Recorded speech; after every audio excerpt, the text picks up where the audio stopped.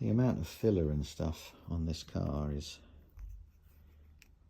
unbelievable. Look at that. Right, plan here, you can see this is a right mess, is to cut this wood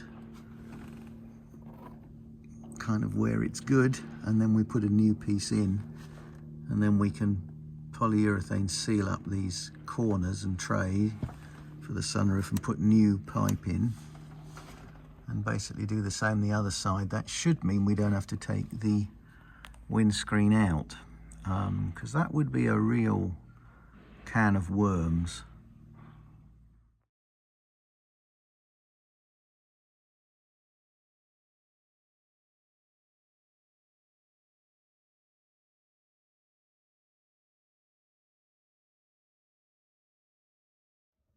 Right, so